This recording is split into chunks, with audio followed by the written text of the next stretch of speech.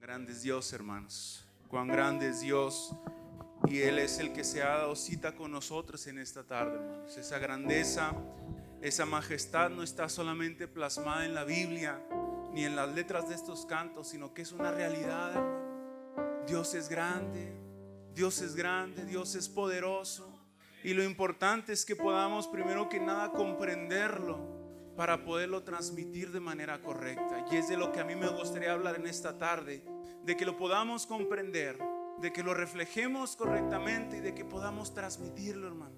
Usted sabe que un impacto siempre se genera con la impresión que obtienen de uno, hermano. Y cuando uno refleja la grandeza de ese Dios con sus acciones, con nuestras actitudes, con nuestras palabras, con nuestros gestos físicos, morales, espirituales, genera un impacto, hermanos. Y eso es más difícil de borrar que solamente a lo mejor una canción como esta tan clásica, ¿verdad? Que en ocasiones se nos olvida la letra, pero un impacto siempre se queda en nuestro corazón. Así que le invito que en esta hora hagamos una oración para poner nuestras vidas en las manos del Señor y permitir que Él ministre en nuestros corazones, y así como ministró mi vida con esta palabra, también no sea la excepción con usted. ¿Le parece? Acompáñeme a elevar esta oración. Señor, te damos gracias en este momento por la oportunidad que nos das de estar en este lugar nuevamente delante de tu presencia. Cantamos, adoramos tu nombre, reconocimos quién eres tú y dimos oportunidad para que nuestro corazón y nuestro espíritu se alineara a tu intención, Dios mío.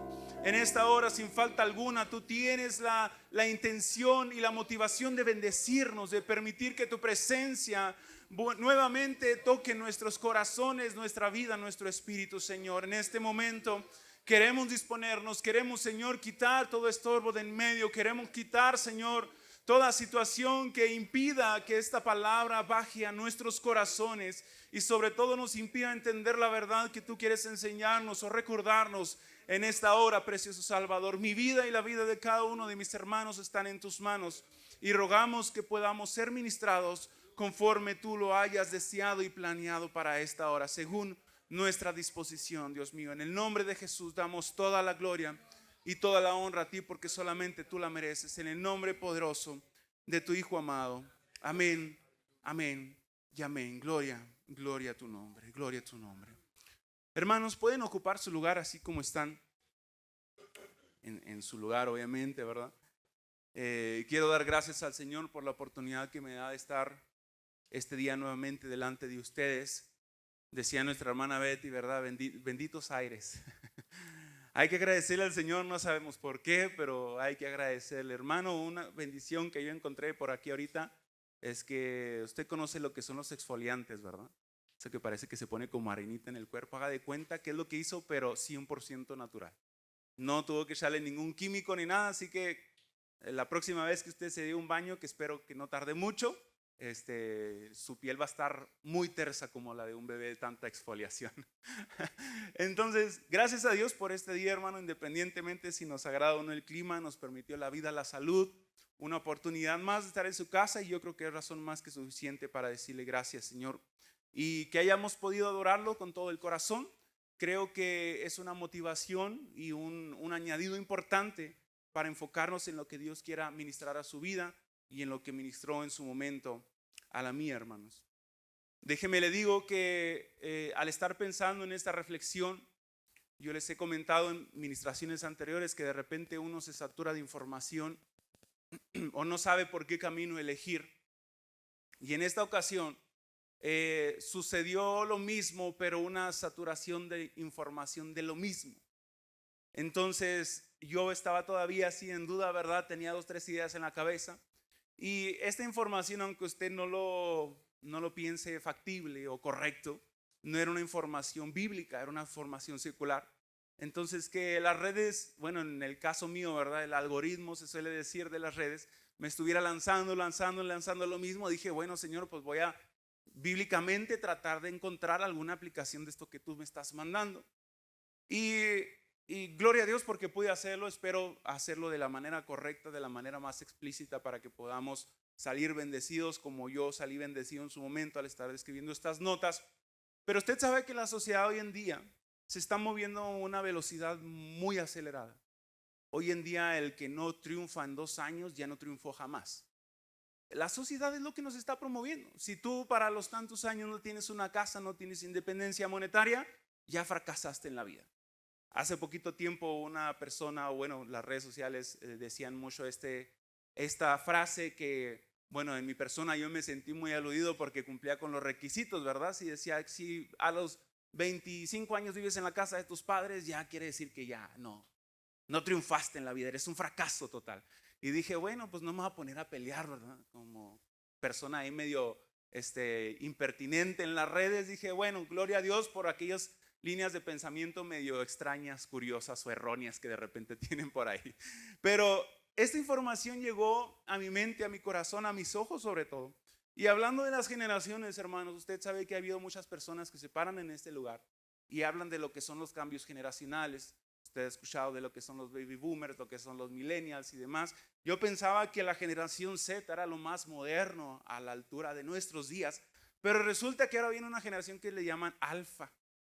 No me corrija y hasta que me baje, hermano. Pero según las redes y las informaciones en internet, que la generación hoy en día que está moviendo la sociedad, que está incursionando en ciertas posiciones de importancia, es la generación alfa.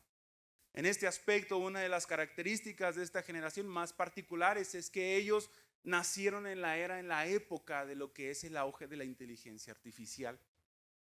Aunque usted quiera decir que no ha visto de inteligencia artificial, más de uno hemos visto un video hecho con IA en nuestras redes sociales. Aunque no quiera levantar su mano. Pero algunos de nosotros incluso, algunos decían, ya me volví preso de las novelas de frutas y verduras. Si se rieron quiere decir que por ahí lo vieron, ¿verdad? Casos de la vida real, ¿verdad? En IA haciendo que una naranja, un plátano tuvieran ahí un episodio y demás, que tenían familia, lo que ustedes quieran, ¿no? Todo realizado con inteligencia artificial. Ya es muy complicado en ocasiones discernir como seres humanos pensantes y conscientes, diferenciar de lo que es real y lo que es inteligencia artificial. Por ende, yo quise, a pesar de que en esta congregación somos más gente millennial y un poquito para atrás, pero quise traer de todas maneras, desarrollar esta información, este pensamiento que traía en mi corazón. Porque usted sabe que en ocasiones anteriores, y ha sido muy insistente el Señor, quiero creer, Dios ha tenido un propósito en ser tan insistente en ministrarnos acerca de las nuevas generaciones, hermanos. Desde el lunes, que por cierto algunos de ustedes no los vimos, hermanos, estuvo preciosa la administración. A pesar de que yo no soy maestro de niños, hermano, pero me llegó al corazón. Y si usted en algún momento tiene la oportunidad de aprovechar estas administraciones, aunque no quieran y vaya a ser maestro de niños, aprovechelo, hermano, porque generalmente nos concientizan hacia el futuro, cosas que en ocasiones no nos gusta pensar o no nos gusta ver. Entonces, con esta inquietud dije, bueno, Señor, algo quieres hablar primero a mi vida y algo quieres compartir con tu pueblo, con tu iglesia. Así como se mueve rápido nuestra sociedad, también hay terminologías, palabras que de repente no comprendemos. De repente los hijos de ustedes, ¿verdad? Sus nietos quizá, no sé, traen conceptos que uno ya está muy viejo para entenderlos. Y aunque nos los expliquen, de repente no sabemos qué significa o qué quiere decir o en qué momento se dicen, nos expresan. Y uno de esos elementos, hermanos, está escrito ahí en sus pantallas. Ahí déjamela.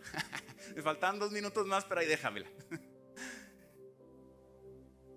¿Qué lee usted ahí en la pantalla, hermano? Así de arriba hacia abajo. Lo dice muy fuerte porque de repente estoy medio sordo. FOMO. ¿Alguno de ustedes ha escuchado esta palabra en sus nietos, sobrinos, hijos, por ahí? O los jóvenes que hayan escuchado esta palabra. No, de repente somos medio poco valientes para levantar la mano. Pero quiero creer que no soy el único que ha escuchado hasta el cansancio este concepto un tanto extraño para nosotros como gente un poquito más grande. Usted preguntará, pero ¿por qué tiene que ver esto con la Biblia? ¿Qué tiene que ver esto con la palabra del Señor?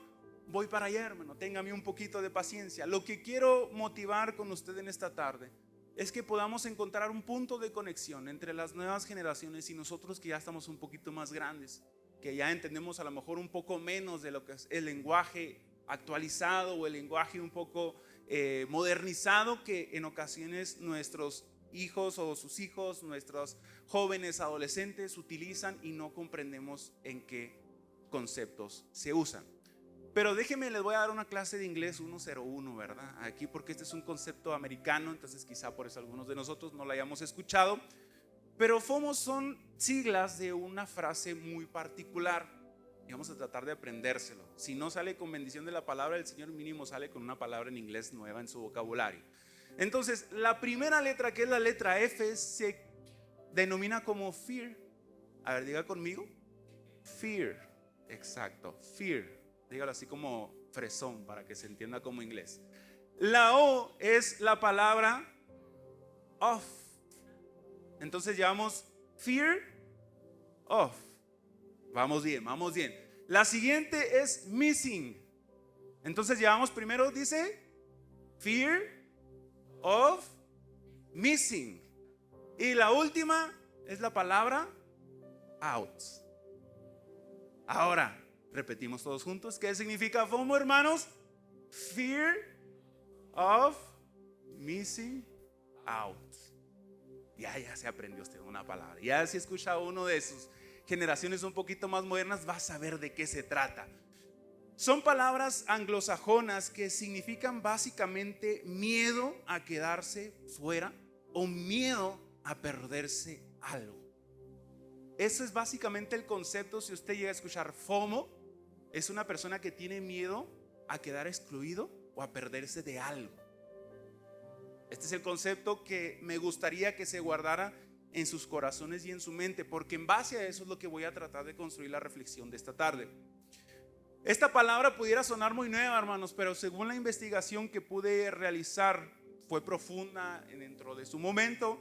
Quiere decir, me lanzó que es una palabra que se empezó a utilizar, desde los años 2000, del 2000 para acá, pero se popularizó un poquito más alrededor del año 2004 y precisamente se empezó a acuñar a este tipo de personas que sentían como cierta ansiedad social o cierta desesperación, que la gente a su alrededor estuviera viviendo experiencias emocionantes mientras uno no está presente.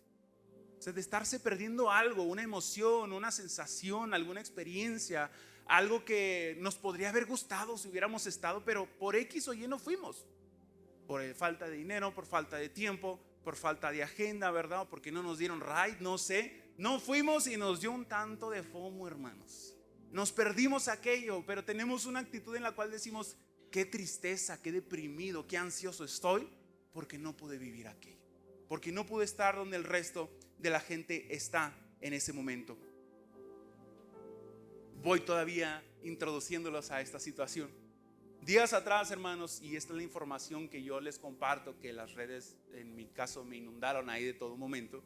Se realizó un evento musical muy famosísimo a nivel mundial, espero pronunciar correctamente el nombre, que se llama Coachella. No sé si usted ha escuchado acerca de este festival de música, en el cual gente de todas las tallas a nivel mundial, artísticamente hablando, se presentan en cierto lugar y juntan una cantidad inmensa de gente, hermanos. Según las estadísticas que yo vi, es que en este año juntaron aproximadamente de 250,000 asistentes en lo que fue un fin de semana. Usted no se imagina cómo es estar entre 250,000 gentes. Lo más que yo he estado, algunos de los que han ido a congresos, ¿verdad?, aquí de nuestra denominación, he estado en medio de aproximadamente unas 12,000, 13,000 personas, y se siente una presencia de gente tremenda, sea positivo o sea negativo. Ahora imagínense estar entre 250,000 personas. Si usted es de los que se engenta muy fácil, yo creo que ya nos hubiera dado ahí el desmayo, ¿no? El váguido. Sí, ¿verdad? Es una palabra nueva que yo aprendí, no me la sabía. Nos hubiera dado el váguido por ahí, nos desmayamos por tanta gente que está en aquel lugar. Entonces, todo esto se lo quiero compartir para llegar a un punto que ahorita le voy a comentar. En este festival particularmente hubo el retorno de una celebridad muy tremendamente mundialmente conocida, omitiendo el nombre porque a lo mejor muchos de ustedes ya saben de quién estoy hablando, pero literal inundó las redes por su regreso a los escenarios. Un individuo regresó a ese festival y todas las redes estaban repletas de clips, de videos, de muestras, de canciones, reviviendo cuestiones de antaño que se presentó en aquel lugar. Entonces, Este individuo, este artista, se popularizó mucho particularmente en lo que es la generación millennial y Z, lo que es la generación que tiene más o menos mi edad y lo que vienen un poquito más abajo de mi generación. Entonces, en el momento en el que la gente o las redes, usted sabe que las redes hoy en día se entera uno de inmediato lo que sucede en el otro lado del mundo. En el momento en el que las redes se enteran de que este personaje, este individuo vuelve a los escenarios, según dice la farándula que tenía 4 años sin presentarse, toda la gente empezó con un FOMO muy tremendo. ¿Por qué? Porque se popularizó tanto que toda la gente le habría gustado estar en aquel lugar, verlo en vivo, estar en su presentación, disfrutar de las canciones de antaño, porque este individuo creció en la farándula. Desde pequeño lo descubrieron, lo ingresaron a la artisteada y tiene éxitos de todas, absolutamente las edades de su vida. Les empezó a dar un FOMO tremendo, produciendo así esta reacción de ansiedad, esta reacción de desesperación por no estar disfrutando aquello, por no estar disfrutando en compañía de esas 250,000 personas aquella presentación que tuvo esta persona al regreso a los escenarios. Concluyo mi información secular, hermanos. ¿Qué tiene que ver el FOMO con nuestro cristianismo? Es impresionante que muchas ocasiones nosotros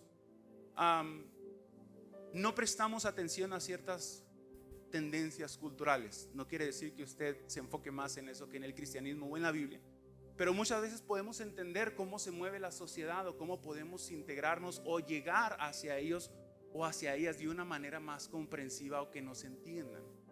Porque qué sencillo y qué fácil sería decirle a las generaciones nuevas: oye, todo eso es del diablo, ¿verdad? Compórtate como yo me comporto. Pero no podemos hacer eso, hermano. Crecimos en hogares distintos, en sociedades diferentes. Entonces, esta sensación, insisto, que no se le olvide, que es el miedo a quedarse fuera, el miedo a perderse algo. Yo en esta tarde le quiero traer algo que decidí titularlo como FOMO divino. Espero no estar pecando, ¿verdad? De estar juntando una cuestión un tanto secular, social, con algo que yo quiero creer que es de parte del Señor para nuestras vidas. ¿Qué podamos aprender o cómo podemos aplicar el miedo a perdernos algo en el aspecto divino, en el aspecto espiritual, en el aspecto cristiano?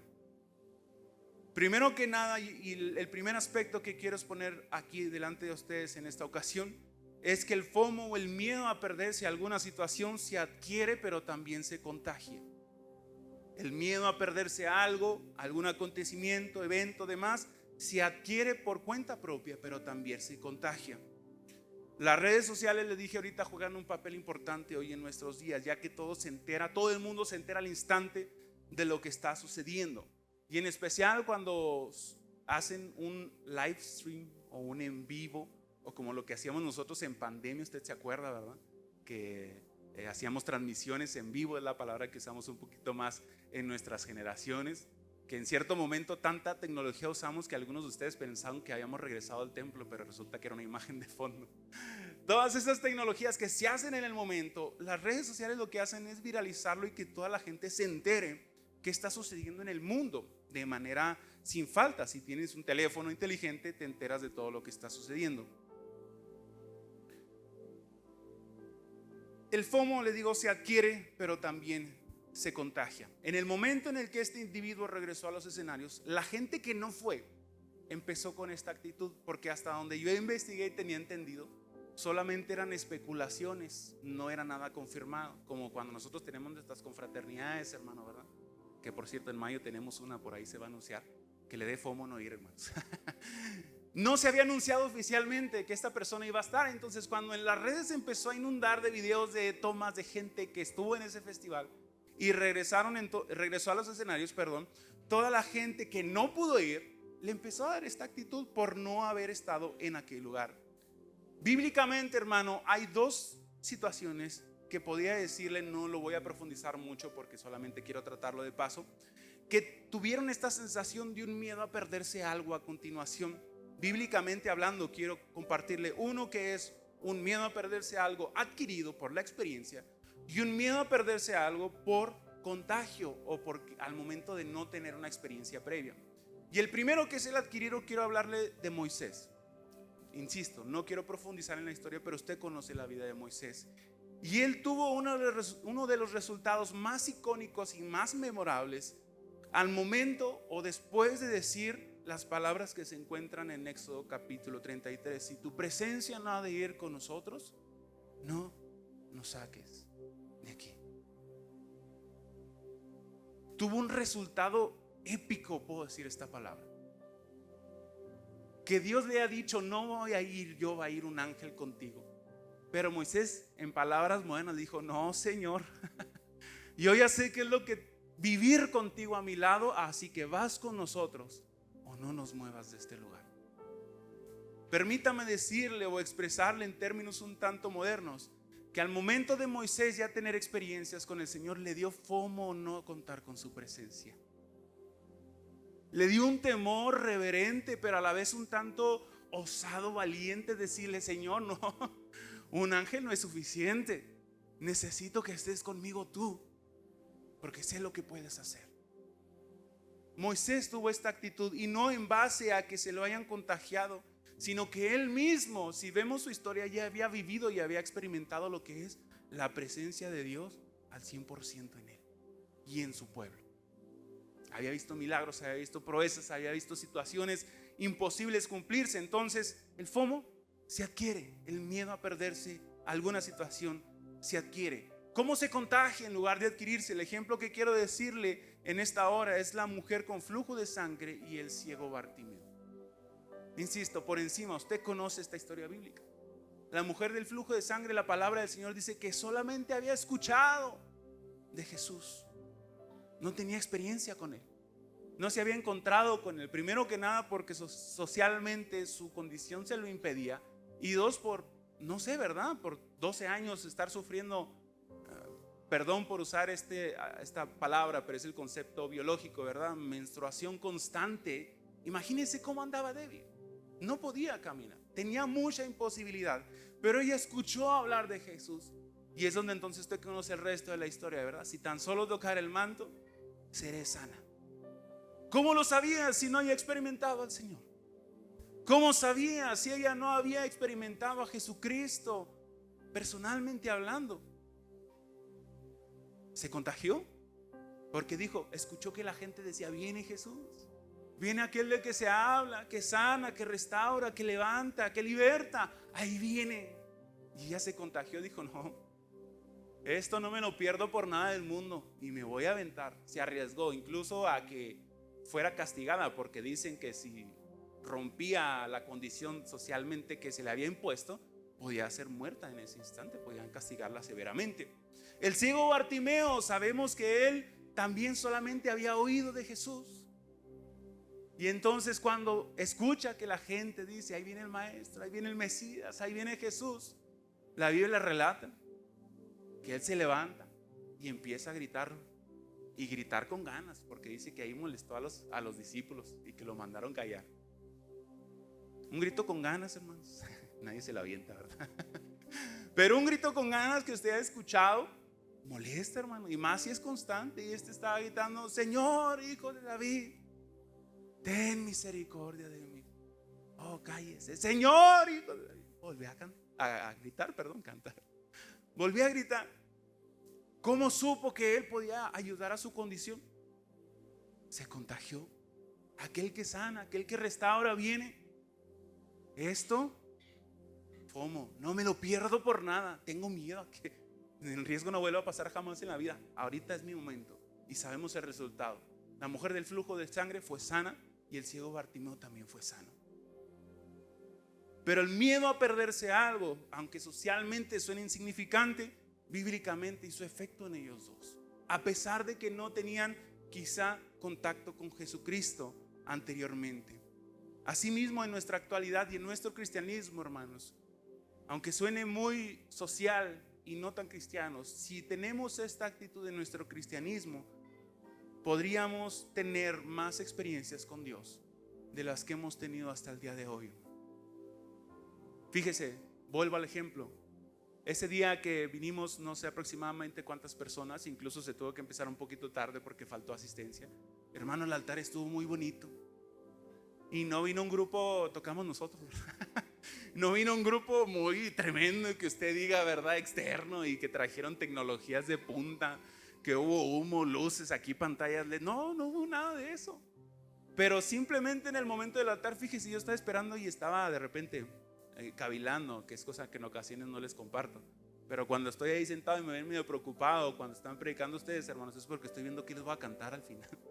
Porque pues no puedo llegar en blanco y para pasar el recado a los muchachos y lo que ustedes quieren. Y yo venía mentalizado con los muchachos, les dije, a lo mejor nos piden el altar, así que estén preparados, porque de repente hay hermanos que dicen, aviéntese y a ver, ¿cómo le hacemos?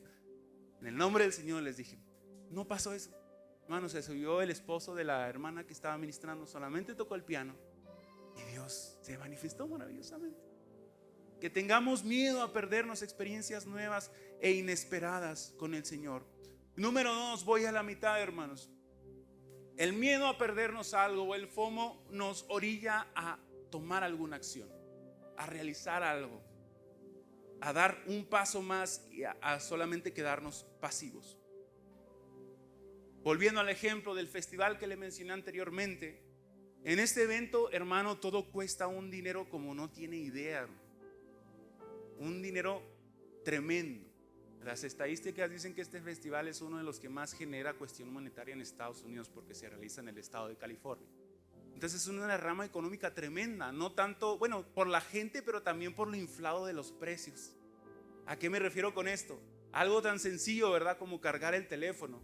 Allá es un valle que está algo retirado de los hogares. O sea, puedes llegar, pero primero que nada el tránsito que se hace es tremendo. La gente, la cantidad para tú salir del estacionamiento, es mejor que te quedes ahí. Entonces mucha gente allá acampa, un campamento. Entonces, para cargar tu teléfono cobraban alrededor de por día unos 10 a 20 dólares. Cargar tu teléfono.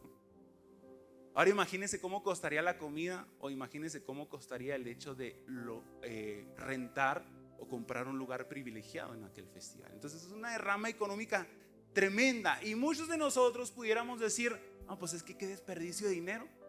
Pero cuando una gente o alguna persona tiene este síndrome, cultura, filosofía, no sé cómo llamarlo, porque en las redes se llama de muchas maneras, lo que es el FOMO, se avienta la vieja confiable que decimos todos, tarjetazo, y en el nombre del Señor Dios proveerá. Órale, que Dios provea, ya mañana veré cómo me amarro ahí las economías. No sé, mucha gente de repente se avienta esta aventura. Dice, no importa el costo, no importa lo que pague, yo quiero estar porque tengo miedo a perderme la experiencia. Bíblicamente hablando, también hay una situación, hay una historia que quiero contarle que sucedió esto. Este miedo a perderse algo orilló a una persona a tomar una decisión que en su momento Jesús cambió, pero tomó una decisión. Ya hace poco se nos predicó de él, si es que no tengo mala memoria o lo soñé, acerca del endemoniado gadareno.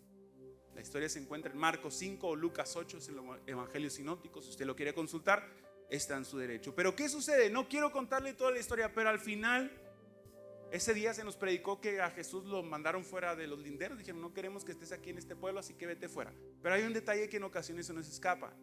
Se me hace que es en Marcos y en Lucas, es donde se encuentra este detalle. El endemoniado gadareno, hasta se me lengua la traba, una vez libertado, y que la Biblia dice que estaba en sus cabales, que ya era una persona pensante. Permíteme imaginar, ¿verdad? Que antes andaba como cuando nos levantamos en la mañana, ¿verdad? En pijamas y todo fodongo, ¿verdad? Y con los cabellos de aquí para allá. Pasó de estar en ese estado a estar a lo mejor un poquito más línea, más regla. Se bañó, se cambió, se rasuró, se peinó. Entonces menciona la Biblia que una vez estando en sus cabales, él dice, Señor, permíteme ir tras de ti, permíteme seguirte. Ya lo había libertado, ¿qué más quería? Un milagro tan tremendo como una liberación. Oiga, mi hermano, es de respetarse. Pero él dijo, permíteme seguirte, permíteme ir tras de ti. Y hermano, bíblicamente usted sabe la trascendencia que tenía decir, voy a seguir a Jesús. Tenía que dejar todo. Tenía que abandonar quizá familia, tenía que abandonar quizá posesiones, tenía que abandonar quizá muchas relaciones, muchas conexiones para ir tras los pasos del Maestro. Estaba tomando una decisión muy cara, por cierto, permítame decirle, porque no todos estamos dispuestos a abandonar ciertos deseos, ciertos anhelos por causa del Señor. Pero él dijo, permíteme seguirte. Y la Biblia narra que Jesucristo no le dijo que no, pero le dijo: ¿me sirves más? Quedándote y predicando en este lugar. Él quería ser un testimonio vivo tras el maestro, pero Jesús le dijo: sé un testimonio vivo en el lugar en el que estás. Y es interesante porque la misma palabra también dice que de inmediato empezó a predicar, empezó a compartir las maravillas que Jesucristo había hecho en su vida al momento de liberarlo. Y el miedo a perdernos algo, hermano, muchas veces también puede darnos un propósito, puede darnos una dirección.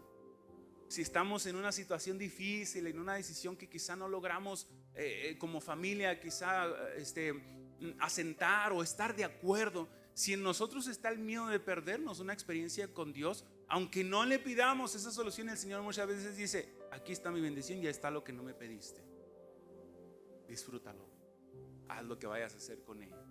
El endemoniado gadareno, vivió esto. Dijo: yo quiero pagar el costo que seguirte, no me importa. Pero Jesús dijo: no, quédate aquí y ministra mi palabra. El miedo a perdernos algo nos orilla a tomar una acción.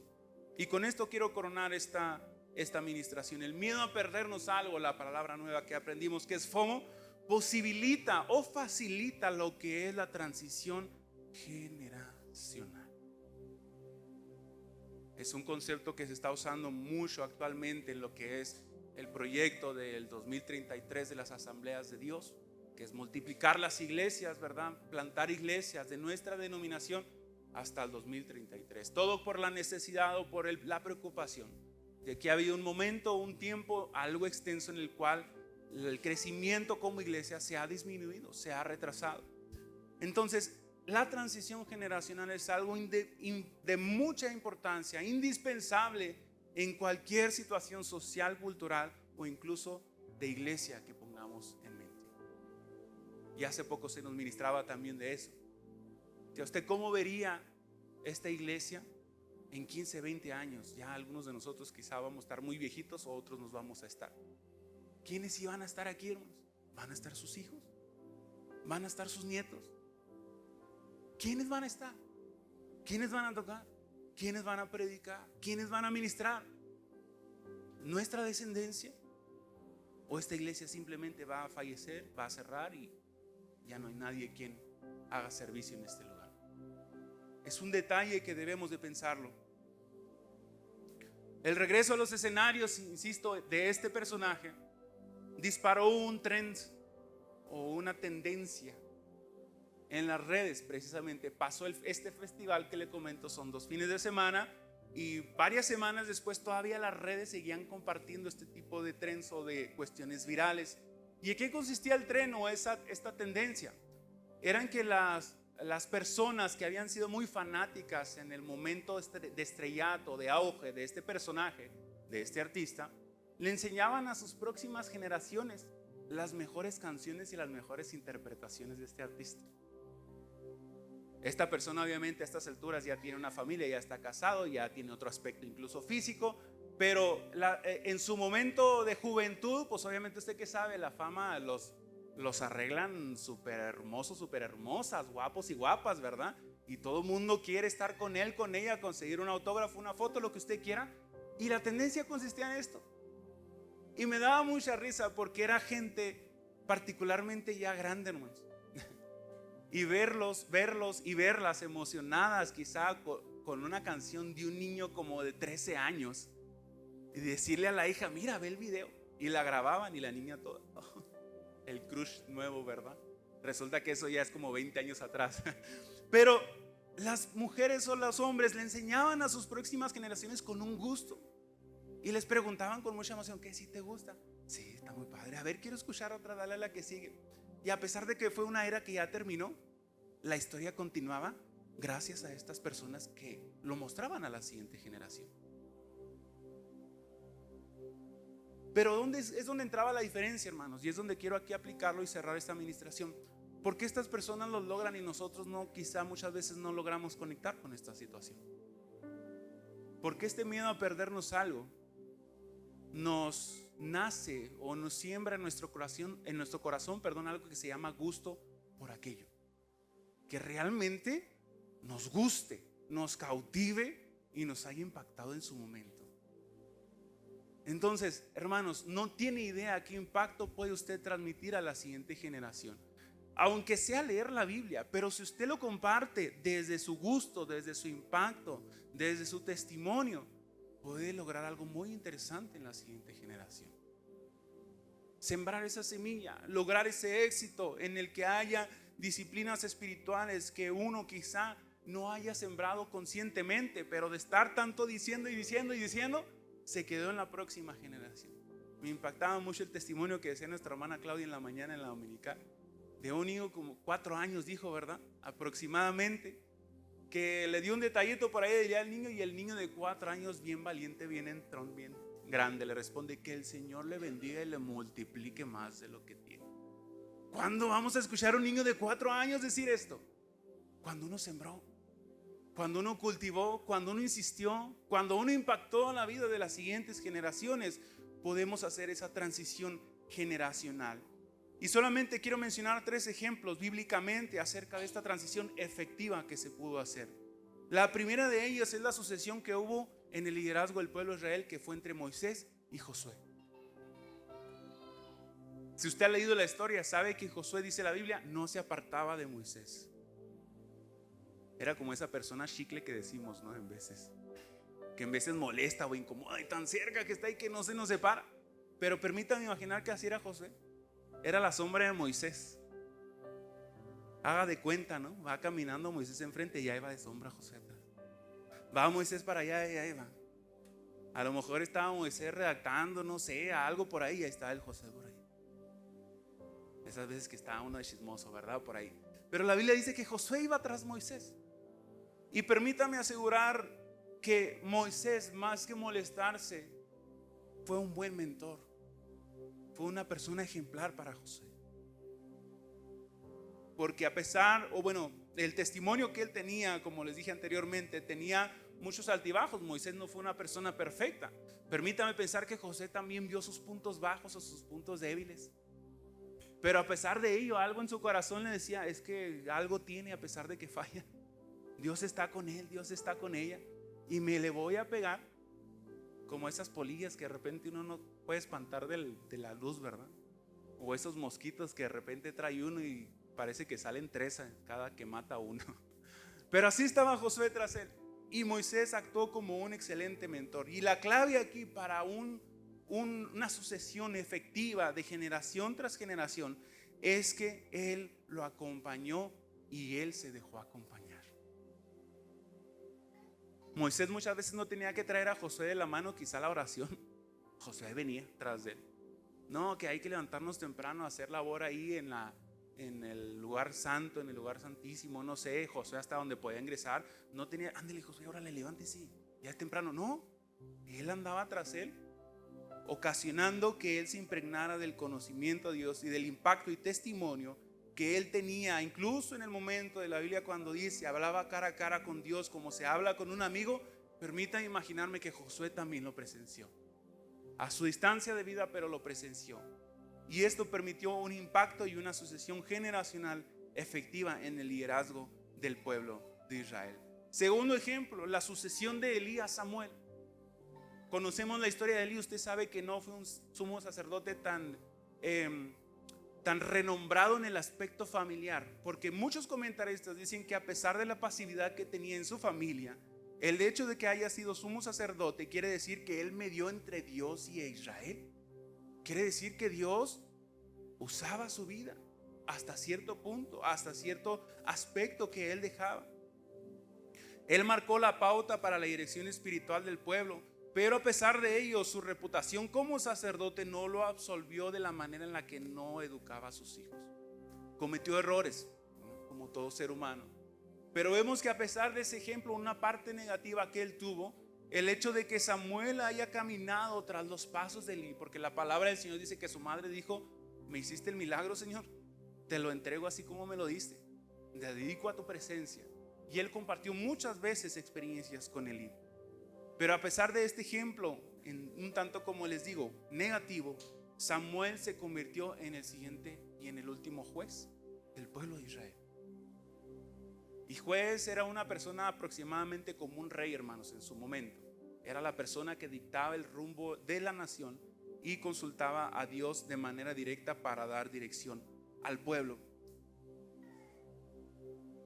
Datos interesantes de esta sucesión que al menos yo no conocía y le agregan todavía más, peso a esta sucesión generacional, es que a pesar de que Samuel no era sacerdote de la línea de Aarón, usted sabe que en aquel entonces se cuidaba mucho lo que es el linaje, él llegó a ofrecer sacrificios a Dios como sumo sacerdote, evidenciando así su papel de liderazgo espiritual, que quiere decir que a pesar de no tener un trasfondo de mucha experiencia, de mucho inculcamiento familiar, el encuentro con este tutor a medias, por así decirlo, Elí, le generó un impacto a llegar a este punto, que a pesar de no tener una línea de descendencia, él ministró al pueblo. Samuel, bajo la dirección de Dios, ungió a los primeros 2 reyes de Israel, lo que fue Saúl y lo que fue David. Así también Samuel terminó el periodo de los jueces y fue el primer profeta del periodo monárquico o de reyes en el pueblo de Israel. Fíjese lo que surgió de un ejemplo un tanto negativo, pero un acompañamiento constante. Un acompañamiento constante. Elí estaba para él y Samuel dejaba que Elí estuviera para él. Había una compañía constante entre ambas partes y por eso se fue logrado esta sucesión generacional. Último ejemplo y empiezo a concluir. Esta es una sucesión trigeneracional, hermanos. Permítanme mencionarlo de esta manera. Y estoy hablando precisamente del clásico ejemplo de que es Abraham, Isaac y Jacob. En este caso vemos 3 generaciones distintas impactadas por acontecimientos que marcaron sus vidas para seguir a Dios como su Señor, o que les dio miedo a perderse algo y siguieron con Dios. ¿Cómo le resumo estas 3 generaciones, hermanos? Y quiero mencionar solamente 2 experiencias de cada uno. En el caso de la generación de Abraham, su experiencia con el Señor al momento que le dice: deja tu tierra y tu parentela a la tierra que yo te mostraré. Primera experiencia espiritual con Dios. Después otras varias ahí en la historia, pero otra que se predica demasiado y quizá a lo mejor en ocasiones algunos ya no le traemos chiste, pero trae bendición para nuestra vida, es cuando Abraham tuvo que hacer por sacrificar a su hijo Isaac. Le fue dada la bendición y fue una experiencia que marcó su vida, hermano, de una manera tan trascendente que no solamente fue a Abraham sino a Isaac que lo impactó. Pues iba a ser la víctima, ¿verdad? Ni modo que no lo impactara. Pero usted ve que cuando lo levanta del altar o del lugar del sacrificio, ven la borreguita y dice: Abraham dijo, Dios ha provisto. Y déjenme pensar que a Isaac se le quedaron grabadas estas palabras. Experiencias o miedos de perderse a algo que van impactando nuestras vidas. Siguiente generación en Isaac. En el momento de casi ser sacrificado en aquel monte, él fue impactado, fue ministrado por su padre. Y obviamente esto dejó secuelas en sus futuras decisiones y sus futuras generaciones. Segunda experiencia, Isaac en Gerar. Dice la palabra del Señor, es cuando él iba huyendo, iba siendo perseguido en cierta manera, y Dios se encuentra con él. Le corrobora la promesa que le hizo Abraham, su padre, y le dice: habita aquí en donde yo te diré. Imagínese. Una experiencia quizá a lo mejor Isaac no había pensado en decir: voy a clamar al Señor a ver dónde voy a morar. Pero dice la Biblia que Dios se manifestó a él. Le dijo: mira, la promesa, tal. Y son varios versículos que se le dan. A Abraham, a tu padre, le di esta promesa: y habita aquí hasta que yo te lo indique. Experiencias. Miedo a perdernos experiencias, hermanos. Es lo que nos permite hacer una transición generacional efectiva. Tercera y última generación, Jacob. Es parte de la descendencia. Jacob en Betel. Usted sabe que él iba siendo perseguido por su hermano Esaú y él tiene un sueño. Se escribe en la palabra del Señor que él soñó una escalera donde ángeles subían y bajaban del cielo, corroborando de nueva cuenta la bendición y la promesa que le había sido dada a su padre Abraham. Dice la Biblia: la tierra en la que estás, esta es la tierra que tú vas a habitar. Por eso soñaste aquello. Jacob en Peniel. Esta vemos una experiencia un poquito más personal con Jacob, porque ya no era bajo la tutela o bajo ciertas condiciones un tanto peligrosas. ¿Qué sucede? Él tuvo un encuentro con un ángel. Podemos decir, por las cuestiones ahí de estudiosos, de personas que escudriñan la palabra del Señor, cuando se dice ángel de Jehová, quiere decir que era alguien que estaba representado en Jesús, en Dios mismo. La Biblia dice que Jacob luchó en contra y dijo: no, Señor, usted no se va de aquí hasta que me bendiga. Ya no era de que Dios, no me voy hasta que me bendiga. Lo agarró y dijo, la realidad bien alterada, dicen por ahí los muchachos, ¿verdad? Tenía como un cable medio suelto, lo apañó de sus vestimentas y dijo: de aquí no me muevo hasta que tú me bendigas. Vemos el resultado, salió lastimado de por vida, pero la bendición no le fue quitada, fue bendecido. Experiencias, hermanos, miedo a perdernos experiencias, contactos con el Señor que puedan ministrar no solamente mi generación, sino también las generaciones que siguen. Entonces, como conclusión, hermanos, yo quiero preguntarle: ¿qué estamos entregando a la siguiente generación? ¿Qué estafeta le estamos dejando a sus hijos, a sus nietos? ¿Qué evangelio les estamos compartiendo? Y no tanto qué es lo que se diga aquí, hermanos, sino lo que vivimos en nuestros hogares, en nuestras casas. ¿Ven que venimos a la iglesia con gusto? ¿Ven que nos da gusto servir? ¿Ven que nos ponemos tristes cuando quizá no oramos lo suficiente? ¿Ven que ayunamos cuando estamos en necesidad? ¿Ven que doblamos rodillas en casa cuando nosotros estamos pasando un momento difícil? ¿Qué ven? ¿Qué perciben? ¿Qué estamos entregando? ¿Cómo está la estafeta que estamos delegando en aquella carrera para pasar a la siguiente generación? ¿Estamos orando por esa iglesia del futuro? ¿Estamos poniendo nuestras oraciones a los próximos líderes, a los próximos pastores, a los próximos músicos, a los próximos directores de esta congregación? ¿Acaso en nuestras oraciones está esta necesidad? ¿O estamos tan inmersos y enfocados en nuestros problemas que nosotros mismos quizá generamos y no ponemos atención a las generaciones que siguen? Y no estoy hablando nomás de los niños, hermanos, jóvenes, adolescentes, preadolescentes, ¿verdad? Aquí tenemos de muchas edades distintas. Y permíteme compartirle una realidad que me dolía escribirla. Me dolía un tanto ser sincero, ¿verdad? Con estas palabras conmigo mismo, y espero que también con usted.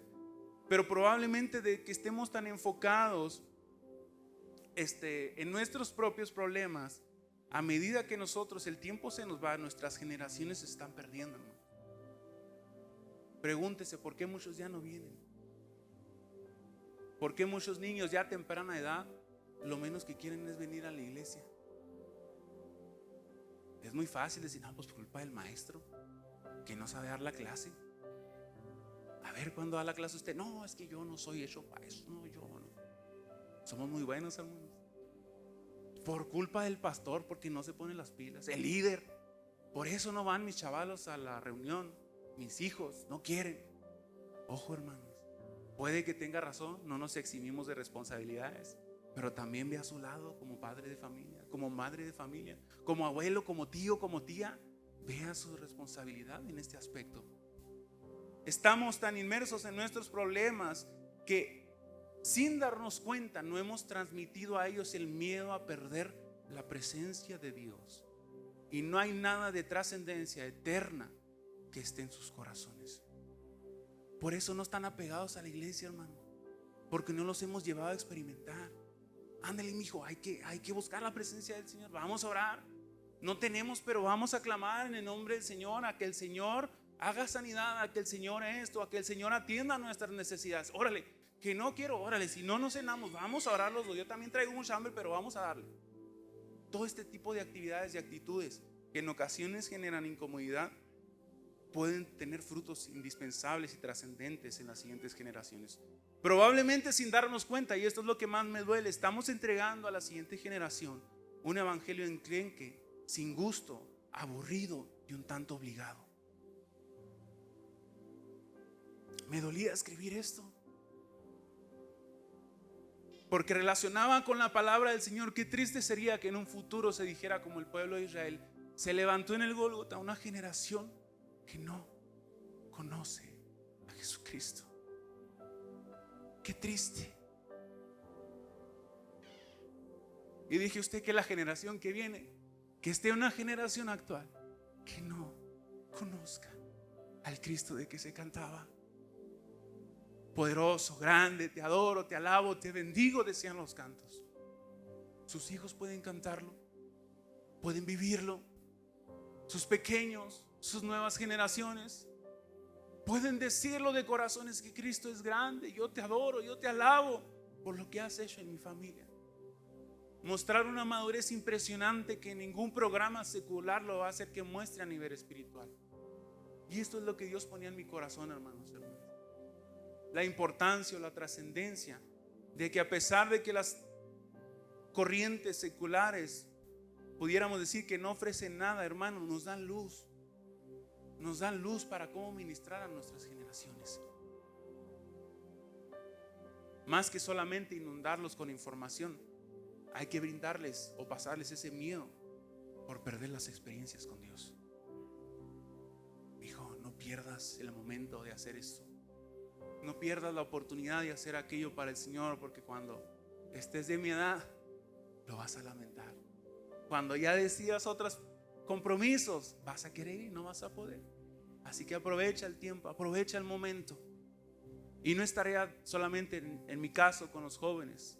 En el caso de las maestras de niños, de niñas, no es nomás tarea de ellos, es tarea de cada uno de nosotros, hermano. Aún sea su hijo, aún no sea su hijo, que vean en nosotros ese miedo a perdernos experiencias con Dios. Y créanme que van a aprender más que unas 3, 4, 5 clases directas de pura Biblia, hermanos. Va a ser un buen complemento, pero no va a ser lo indispensable. Entonces, en esta tarde, hermanos, me gustaría que usted y yo, bueno, yo ya estoy de pie, ¿verdad? Pero usted se pusiera de pie junto conmigo. Y mire, yo sé que de ciertas generaciones para acá es muy incómodo decirles que pasen al altar. La mayoría de nosotros, y digo también en mi generación, era algo que ya nos incomodaba pasar, ¿verdad?, al altar. Y no quiero obligar a ninguno de las nuevas generaciones a pasar. Yo sé que a los adultos pues no tengo que rogarles mucho, ¿verdad? Cuando tienen un sentir de parte del Señor, pasan con una facilidad tremenda. Pero a mí me gustaría que en esta hora pudiéramos clamar por la generación actual, pero también por la siguiente. Si tú, joven, chico, chica, tienes algún hermano pequeño, si no quieres pasar a clamar por ti, pasa a clamar por tu hermano pequeño. Vas a clamar por aquellos que te ven hacia arriba. Vas a clamar por aquellos que te están mirando a ti, a tus padres, hacia arriba y viendo, siguiendo tus pasos y tu ejemplo. Ahora sí que no lo hagamos por nosotros, hagámoslo por alguien más. Pero en esta hora me gustaría que clamáramos por la iglesia del futuro, hermanos. Esas oraciones no caducan. Esas oraciones no tienen fecha de caducidad, de expiración, no lo tienen. Y más que usted y yo estamos ministrando a generaciones inferiores, con mayor razón, que nos pese y que nos duela, que esta tarde se nos vaya sin clamar por la iglesia de Cristo de aquí en 20 años. Que nos duela pensar e imaginarnos un escenario en el cual su hijo, su hija, su descendencia decida por cuenta propia no estar en esta casa. Que nos duela, que nos cale. No se lo deseo, hermano, pero que en su corazón hay un sentimiento de decir: yo no quiero que mi hijo se pierda esto. Yo no quiero que mi hija se pierda esto. Y si se lo está perdiendo, Señor, pon en mí ese fomo divino, esa sabiduría para yo hablar con él, con ella, y que se convenza por medio de mi testimonio que tú eres la mayor parte que dice la Biblia, que tú eres la mejor parte, que tú eres esa herencia que debemos de buscar, que debemos anhelar. Entonces en esta tarde, mira, el día se me pasó muy lento. Me gustaría que pasaran aquellos que quieren clamar por las generaciones futuras. Y si usted tiene generaciones actuales en su vida, en su casa, sea hijo, sea hija, sea pequeño, sea pequeña, sea joven, sea adolescente, que se pudiera venir con él al altar. Que se pudiera traer a esas generaciones que nos preocupan aquí al altar. No sé cómo lo quiere hacer para convencer, ¿verdad? Si lo quiere extorsionar, si lo quiere ahí manipular, no sé. Pero me gustaría que pasáramos a este altar y clamar por esa iglesia del futuro. Clamar por esas experiencias que nosotros en nuestra juventud tuvimos, esa sanidad, esa respuesta, esa liberación, esa restauración, pero que también en las generaciones que vienen tras nosotros sean posibles. Aleluya, está este altar abierto, hermano, hermana. Y que podamos clamar delante del Señor. Decirle: Dios, mira, he estado tan inmerso en mis problemas que no he clamado por el futuro de esta iglesia, que no he clamado por el futuro de tu cuerpo, el futuro de tu iglesia, el futuro de lo que constituye el pueblo de Cristo. He estado tan preocupado por yo salir adelante, por lo que he batallado, por lo que quizás estoy sufriendo, pero me he olvidado de clamar de aquellos que se van a quedar en mi lugar. Me he olvidado de elevar oración por aquellos que van a decidir en un futuro si quieren seguir a Cristo o si quieren seguir al mundo. Que ocupe el primer lugar en nuestras vidas. Que podamos clamar a favor de ellos y de ellas y decir: Señor, que esta casa, mi hijo, mi hija estén en este lugar. Que no prefieran estar en otro lugar, y si en cierto momento han estado en otro lugar, se han salido, han perdido el rumbo, Señor, que en este momento tú actúes en modo restauración y permitas que mi vida, que mi testimonio impacte a las siguientes generaciones. Y aún si no les llego a dar una clase de niños, si no los llevo a ministrar en una reunión de jóvenes, que mi propio testimonio los impacte, que mi propia vivencia, el miedo que tengo a perderme experiencias contigo sea tan fuerte, que las generaciones lo tengan en su vida, en su corazón. Le invito que con el corazón en la mano clame a favor de esta iglesia en un futuro. Clame a favor de aquellos que van a sucedernos en cierta hora de nuestra vida. Clame a favor de aquellos que van a ocupar este lugar.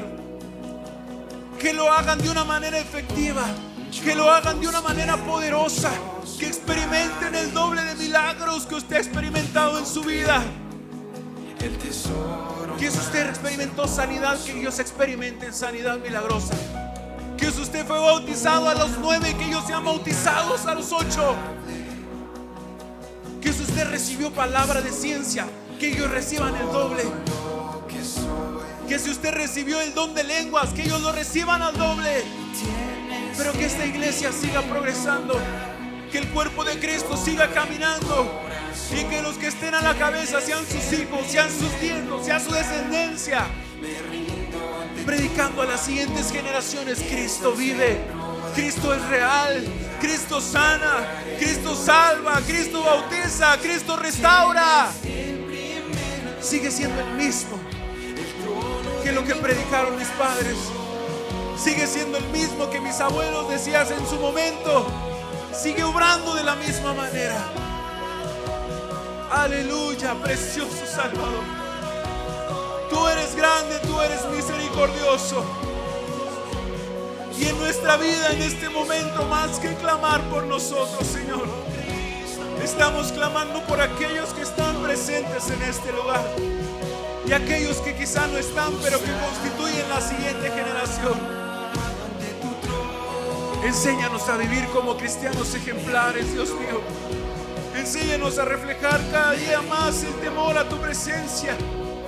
Siembra en nuestros corazones ese miedo respetuoso por perdernos tu presencia, por perdernos el obrar de tu espíritu, por perdernos el mover, el libertador de tu presencia en nuestras vidas. Que nuestro testimonio quede grabado en sus mentes, Señor. Que nuestro testimonio quede grabado en sus corazones. Y no para que nos elogien de ninguna manera, que nos exalten. No, Señor, que seas tú el exaltado, que seas tú el glorificado en la vida de ellos y de ellas. Precioso Salvador, elevamos oración, elevamos clamor por aquellos que van a ocupar este lugar. Elevamos clamor por aquellos que quizá están indecisos, pero que forman parte de esta generación que está levantándose en esta hora, en este momento, en estos años, Señor. Pone en nuestros corazones el deseo permanente, esa inquietud, esa incomodidad por decir: Señor, yo tengo miedo a que mis generaciones se pierdan tu presencia. Yo tengo miedo a que mis generaciones no sepan qué es estar en oración contigo. no sepan qué sentirte de una manera que no se quieren ir a su casa. Que no sepan ese bautismo tan espiritual, tan hermoso, maravilloso, de conectar contigo en un idioma que nadie más entiende. Que lo que yo recibí de joven, Señor, tú lo puedas recibir mis generaciones más temprano, siendo impactados por la presencia del Señor, siendo transformados, siendo radicales, teniendo una convicción en sus vidas. Tú tienes el primer lugar en nuestras vidas, Señor. Si no lo hemos estado expresando de la mejor manera, Señor, permite que a partir del día de hoy podamos expresar ese primer lugar, ese trono en nuestras vidas, y que nuestras generaciones próximas sepan y se convenzan de que no hay mejor persona en el trono de nuestro corazón que tú, que tu Espíritu Santo, que tu presencia, que tu mover, Señor. Precioso Salvador. Siembra en esta iglesia esa preocupación, Dios mío. Siembra en esta iglesia esa preocupación por nuestras próximas generaciones. Siembra en esta iglesia ese fuego que cala. Siembra en esta iglesia ese dolor por aquellos que no están.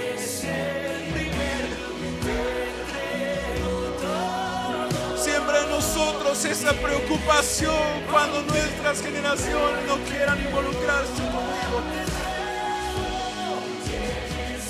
Y que nos duela, que nos cale, que nos quite el sueño, que nos quite el hambre, Señor. Pero que podamos clamar con todo el corazón por aquellos que van a seguir tu legado, Dios. Por aquellos que van a seguir tus pasos. Por aquellos que van a seguir tu ejemplo. Por aquellos que todavía necesitan esas experiencias contigo continuamente, Dios. Pon en nosotros ese deseo, ese anhelo de seguir clamando, y aún a pesar si no vemos el resultado de esas oraciones, que nuestras próximas generaciones permanezcan parados en esa roca inamovible que eres tú, por resultado de nuestras oraciones, Señor. Glorioso es tu nombre, glorioso es tu nombre, precioso Dios y Salvador. Clamamos a tu presencia, que sigue siendo efectiva y lo será de aquí a la eternidad igualmente.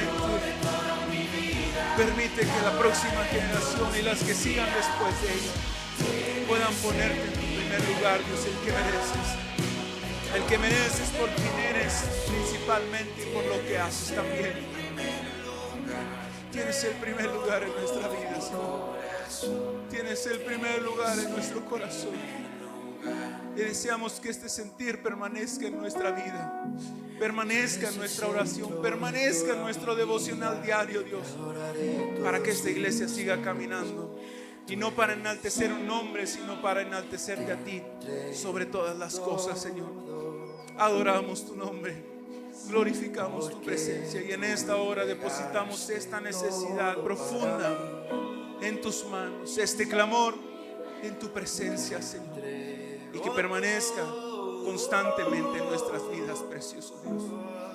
Gracias, gracias, gracias te damos en esta hora por tu mover y por tu sentir, tu Espíritu Santo que estuvo con nosotros en este momento, en este lugar, Señor. Y en la medida que nosotros se lo permitimos, precioso Salvador, sea tu nombre exaltado, sea tu nombre glorificado, Señor. Y que tu presencia siga estando con nosotros, Señor. En el nombre poderoso de tu Hijo Jesús, clamamos en todo momento, Señor. Gracias, gracias, gracias, Señor. Bendito es tu nombre. Bendito es tu nombre, Señor. Precioso Dios, precioso Dios. Hermanos, que esto se quede en sus vidas. Me gustaría que pudiéramos, siempre que fuera posible, ser un ejemplo, un modelo a seguir. Aún así usted ocupe una posición de liderazgo o no, si algún joven, niño o niña tiene la confianza de acercarse con usted, tenga el poder del Señor en su mano, tenga la unción del Espíritu Santo para brindar un consejo acertado a su vida. porque nos ven, hermano, nos ven y nos imitan en lo bueno y en lo malo. Así que Dios nos ayude, hermanos, para que estas generaciones que vienen sigan siendo impactadas por el mismo Dios que han creído nuestros bisabuelos, nuestros abuelos, nosotros y las generaciones que están por venir. Amén. Que el Señor les bendiga en esta hora, si entro en el lugar. Gracias por su atención y espero que hayan aprendido algo al igual que yo en este sermón.